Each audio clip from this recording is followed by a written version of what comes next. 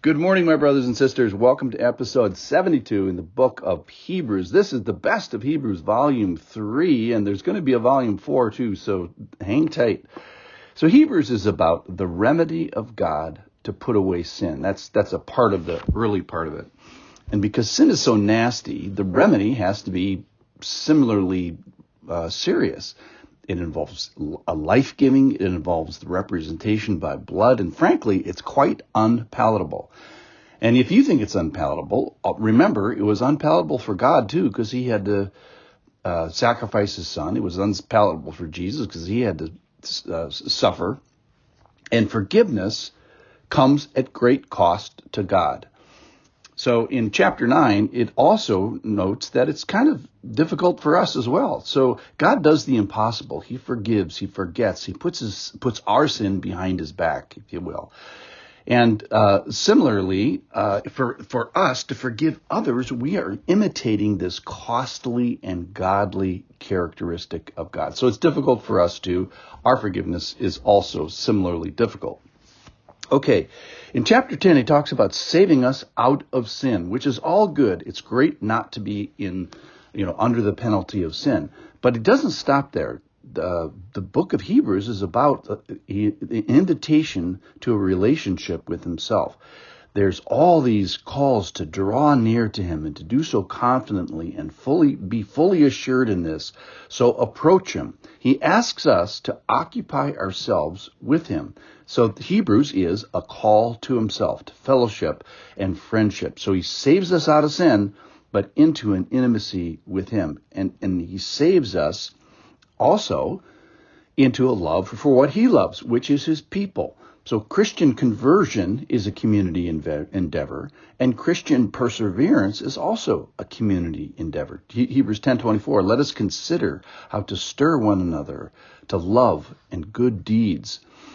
So it's a provoking and irritation and exasperation almost to be occupied with the things of God amidst the people of God.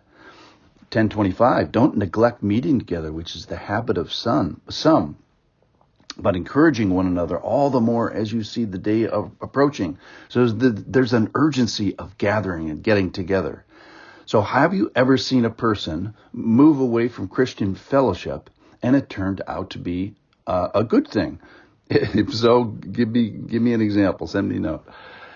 All right. So then about sin. So after all this wonderful stuff that God does for us, we're not supposed to be sinning deliberately. So do believers sin? Of course they do. But their sin should be full of regret and remorse and grief. And so you don't want to spurn the Son and spurn the what he's done for us. The term that's used in Hebrews is don't profane the blood. Because if you do, you end up with fearful expectation of judgment. So God either judges and appropriately punishes you, not good news, or he unjustly, quote unquote, punishes Jesus on our behalf. And so God was unjust, if you will, just this one time out of love for you. So Jesus endured the most unjust suffering in the history of the planet. So we are supposed to draw near to God and receive this injustice, quote unquote, of God and do so gratefully and without scorn. Don't scorn the rescue boat, the one rescue boat that he sends through eternity to come and get you. Don't say no thank you. All right. So walking the Christian life, also 1036, involves some endurance. And one thing about endurance is it pleases God and you need it. The only day you don't need Christian endurance is on your first day being a Christian. That's the day of trust. Then every day after that involves enduring and partnering maybe with those who are enduring. So either you're enduring yourself or you're enduring associatively with those who are walking through. All right, let's get to chapter 11. This is the so-called Hall of Fame of Faith. And what that does is calls to mind, I think there's like 30 people that are mentioned there, a bunch of dead people who are not dead. In fact, he starts by saying, Cain and Abel still speaks, and we best would listen to him. And what's he speaking about? The whole chapter speaks about faith. It's a pointing towards faith. It's the greatest collection of faith thoughts in the whole Bible. And what is it? So faith is the trust in the person of God before the promises of God are evident. So there's this time element in there, and it's the before part. It's how you consider God before you see him clearly. And being certain of what you currently, when all you see currently is uncertainty. So it's being certain before you see certainty happen. So what's the big deal? Again, faith is something that pleases God, and we should be about his pleasure.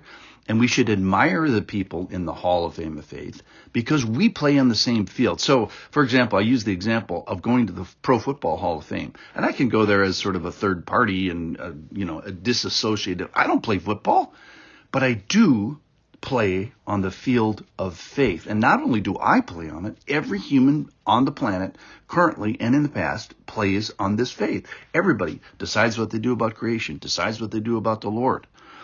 So they are going to walk through all these great examples. He starts with Noah, for example, and Noah builds an ark before he ever saw rain. So he has faith that this, incredible thing is going to happen, and he's going to need an ark, and he's going to need to obey God before he sees the rain. So the idea there with Noah, as well as all the other ones, is they believe in God before they see him, and they trust that he's real and he's good before the reality and before his presence is fully manifested. So when do we have a chance for faith? We all have a chance for faith. When? Well, it's on the uncertain side. In difficult circumstances, faith almost always requires, hard times. And then secondly, it requires this time when we don't know. Faith is in the before time. We're all going to know the Lord eventually, believers and unbelievers, and we're all going to see him and appreciate him fully. But in the meantime, that's why they call it faith. So Hebrews chapter 11 is a call to faith, and a call to our faith. So wouldn't it be great to have all of us in this Hall of Fame of faith eventually? Stick around tomorrow, and we'll hear about some of these great heroes of the faith. Thanks for listening.